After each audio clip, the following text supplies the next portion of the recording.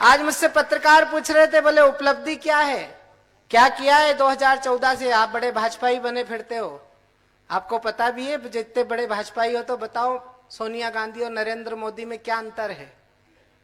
तो मैंने पत्रकार के पैर छुए, मैंने कहा तुम्हारी आंख फूट गई, तुमको दिख नहीं रहा एक आदमी एक औरत है? बोले वो तो हमको ही दिख रहा है, लेकिन कोई ढंग का अंतर बताओ। तो मैंने कहा ढंग का सुन ले, एक मात्रा का अंतर है। बोले मात्रा का कैसे? मैंने कहा मोदी जबरदस्त नेता है। बहुत अच्छा है। हाँ, अगली बात आपको भी समझनी पड़ेगी, अगली जबरदस्ती।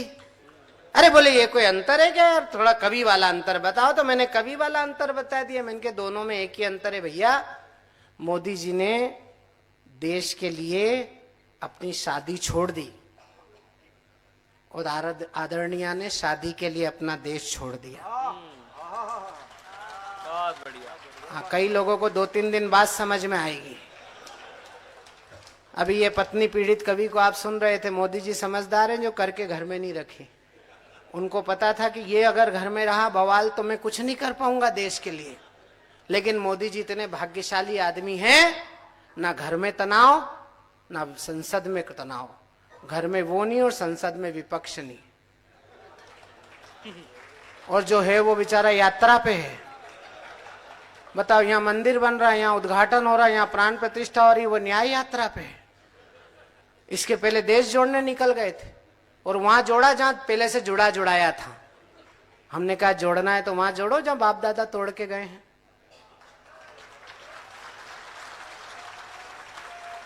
भाई यात्रा पे निकला, इतना तेज चला, अच्छा यात्रा ही उल्टी निकला दी। एक तो रायचंद भी सब नासमझी है, केरल से कन्याकुमारी से कश्मीर भेजा बेचारे को। 52 साल का कुंवारा आदमी अगर कश्मीर से कन्याकुमारी जाता तो भैया जी को बहू मिल जाती और आंटी जी को बहुमत मिल जाता। इतना तेज चला कि लोकसभा के ही बाहर निकल गया। वो तो सुप्रीम कोर्ट को दया आई तो वापस करा, अंदर तो बोलने लायक बचा।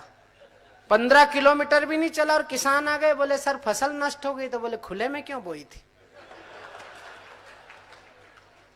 ये पार्थ बोला भैया ये बल्ब फ्यूज है। मैंने कहा नहीं बल्ब फ्यूज नहीं है, स्विच खराब है। मैंने कहा माता जी इनसे ज्यादा महान है। वो छत्तीसगढ़ गई थी मुआवजा बांटने किसानों को, तो किसानों ने 500-500 रुपए इकट्ठे करके माता जी को भेंट करे। बोले नहीं मैडम फसल आपकी भी नष्ट हुई है। चौपटी होगी। एक बार ताली बजाओ तो मैं शुरू करूं आपके बीच में। हाँ, कितना बढ़िया समझ में आया। देखो मैं 3 उपलब्धि आपको सुना रहा हूं। 75 साल की आजादी का अमृत काल चल रहा है और मेरे परम मित्र और जिन्होंने मुझे बहुत स्नेह दिया, श्रद्धेय BL शर्मा जी की पावन स्मृतियों को, मैं आदरणीय जोशी जी, आदरणीय बिष्ट साहब, आपका आभारी हूं कि आपने माला टूट रही थी, उस टूटी हुई माला को जो जोड़ा है। ये कवि सम्मेलन आज अगर जी गया तो निश्चित रूप से अब कभी बंद नहीं होगा और ये एक सांस्कृतिक अनुष्ठान बनेगा इस क्षेत्र का। मैं पहली उपलब्धि गा रहा हूं, पहली उपलब्धि पर आपकी तालियां चाहता हूं कि राष्ट्रवाद की उमंग ताल से बजी मृदंग, देखो राष्ट्रभक्ति वाला रंग गहरा दिया, ज्ञान विज्ञान खेल कला संस्कृति की तान, खूब सोना चांदी जीत वाला सेहरा दिया। और आपने जगा दिया है स्वाभिमान सेना का, तो आपने जगा दिया है स्वाभिमान सेना का, तो इन भारती के लालों ने भी कड़ा पहरा दिया।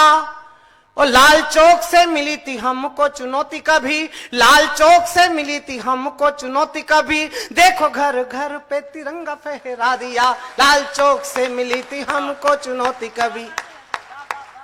अभी 1-2 लोग ताली बजाने में सोच रहे हैं, मैं अगली ऐसी 4 पंक्ति पढ़ रहा हूं कि पड़ोस की खाली कुर्सी भी ताली बजाएगी अगर राष्ट्रवादी होगी तो, वरना तो भगवान भी तुम्हारा कुछ नहीं कर सकता है। 23 अगस्त याद रखना, और आपको लगे कि हम इस गौरवशाली भारतवर्ष के नागरिक हैं तो अपनी नागरिकता के गर्व पर आपकी तालियां चाहिए कि झाड़ फूक जादू टोना वाला देश मानते थे, देखो हमने दुनिया का गर्दा झाड़ दिया है। कि झाड़ फूक जादू टोना वाला देश मानते थे, देखो हमने दुनिया का गर्दा झाड़ दिया है। और वो कल फार लोकल का मंत्र साधा ऐसा कि अब चीनी चपुटों का होलिया बिगाड़ दिया है। और जागी थी भवानी मेरे भारत की इंदिरा, तो जागी थी भवानी मेरे भारत की इंदिरा, तो बांग्लादेश बना तेरा नक्शा फाड़ दिया है। और चांद और सितारे झंडे छाप इतराने वालों, देखो हमने चांद पे ही झंडा गाड़ दिया है। चांद और सितारे झंडा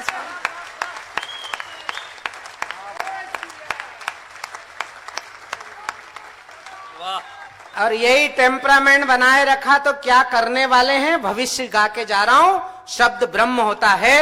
आज हम बच्चन जी और हम अंदर चर्चा कर रहे थे, शब्द ब्रह्म होता है। शब्द जो लिखा जाता है वो घटता है।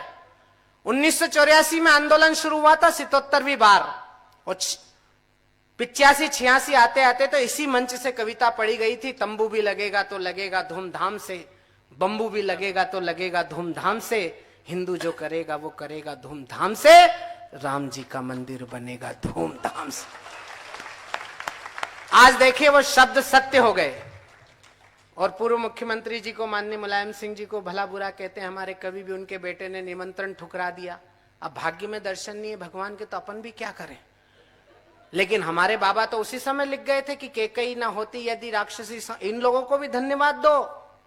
अगर ये राम जी का विरोध नहीं करते तो अपने को इतना गुस्सा भी नहीं आता। हिंदुस्तान का आदमी तभी चैतन्य होता है जब उसको अगरबत्ती लगाओ तो भेरू आते हैं उसको।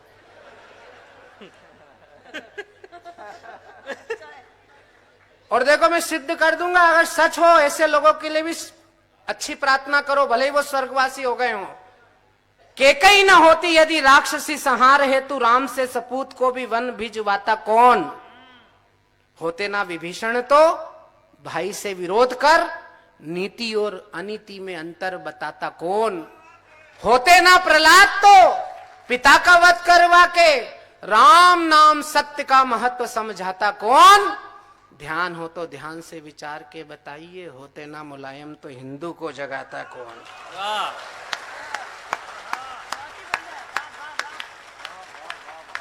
इसलिए मैं भविष्य की 4 पंक्तियां सुनाकर जा रहा हूं।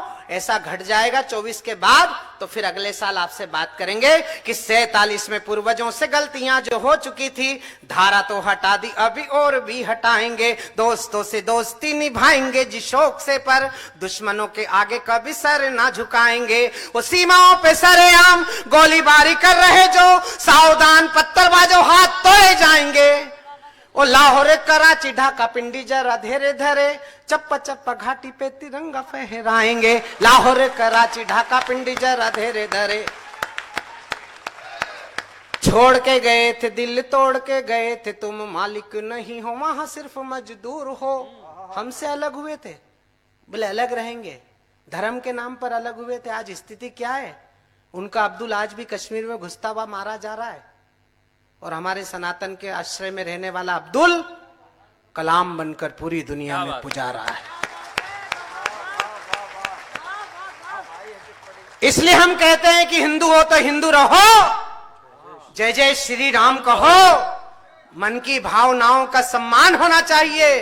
हो मुसलमान दो अजान गूंजे आसमान, वतन परस्ती का मिजान होना चाहिए। सिख पंथी हो तो गुरु ग्रंथ को करो प्रणाम, गोविंद सिंह सी राष्ट्र भक्ति शान होनी चाहिए। पर वतन की आन बान शान पे कोई आंच हो तो दिल में सबसे पहले हिंदुस्तान होना चाहिए।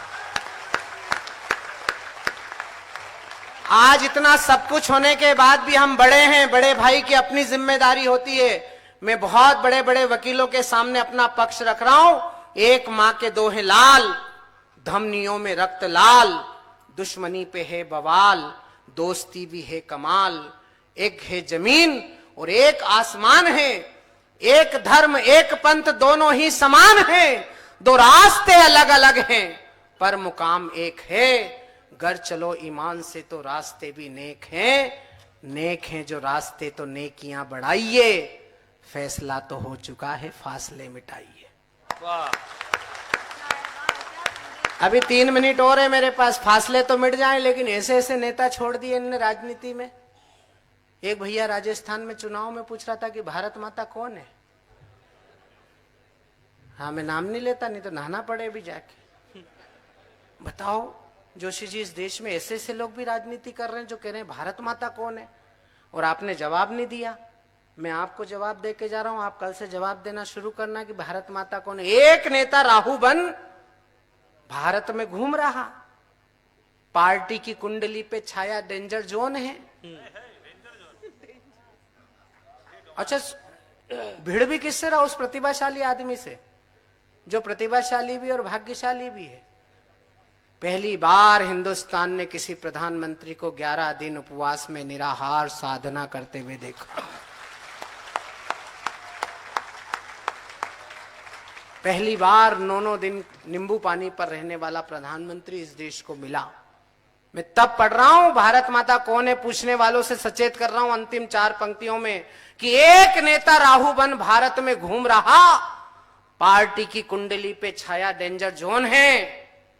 देश और विदेश जब भी मुंह खोले उल्टा बोले, चाटुकारिता में सारा कुनबाही मौन है।